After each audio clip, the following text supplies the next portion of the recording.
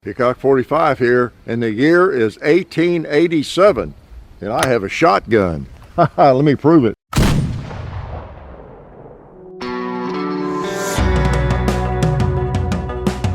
The Nock Gun. This gun isn't the most powerful, chunky gun in the whole game. I don't know what is. It is a 7-barreled volley gun, essentially 7 muskets welded together. And in real life, the blast was so powerful it could injure or break the shoulder of the person firing it. Let alone whatever the poor target was. Firstly, let's cover what Bubbles has to say when you buy this piece of British brilliance.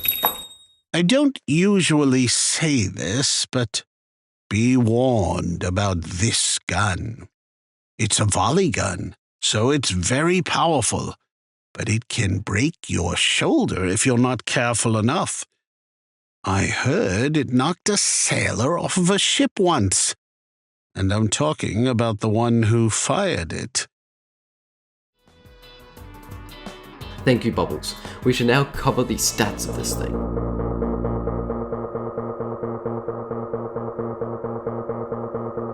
So the Nock Gun is available for 300 francs in the store. It fires 7 pellets for each barrel. It is basically an extremist version of the blunderbuss. It deals 250 damage per pellet, and each pellet can kill up to 11 zombies. It has moderate accuracy and a range of 650 studs. Now onto the downsides. I had to get a whole new whiteboard for this. It has a heavy knockback when firing it. I've tested it to be around 2.5 studs of knockback. And the major downside, its reload. It takes a whopping 24 seconds to reload this gun fully, with 6 seconds for the gunpowder, 3 seconds for taking out the ramrod, and another 2 seconds per pellet. Remember, there's 7 pellets. So, major downsides of using it, whole bloody time you'll be reloading. But for 300 francs, it's a pretty good deal.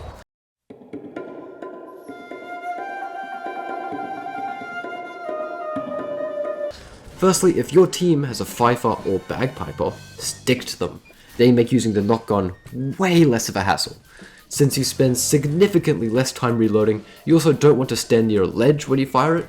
You will get knocked off, and that probably wasn't your intention. You'll probably end up with some broken legs. You really want to focus on using the Nock Gun on larger hordes of the undead. You want to aim for large clumps of zombies coming through choke points like a door or a gate, something like that. It makes it pretty easy to use the most of your pellets. It can really easily dispatch bombers, and especially Zero Seers, they go down like that. The Nock Gun, similar to the rifle, bypasses the Zero Seers armor and can easily dispatch of them.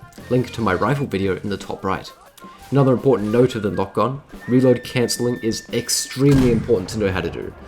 If you load a barrel, then unequip and re-equip the gun, it will be loaded only to that barrel. This cuts down on reload time and damage. This is pretty good if you're in a pinch or can't wait around for a long reload, but do note that you'll get less damage the less barrels you load, common sense. And also a side note, roughly 2 barrels is equivalent to a blunderbuss shot. Now I find its best use is definitely in Endless, where you can get comfy and just blow a bunch of the buggers away in one go. Makes the blunderbuss look like a pea shooter. Just don't be a jerk and focus on reloading. If your teammate's being runted, go save them, don't be a fifer. You can always go back to reloading, but you can't magically revive your teammates. So, this gun is literally like picking up a cannon with canister shot and carrying it around with you. But bad part about it is, of course, it's absolutely atrocious, abysmal reload speed. It is fairly impractical in most campaign maps, but definitely a good choice for larger hordes, for choke points, and especially endless maps. But especially if you have a fifer or bagpiper, that makes it way easier. And for only 300 francs, it's a steal. Thanks for watching as always, ladies and gentlemen, and I'll see you when I see you.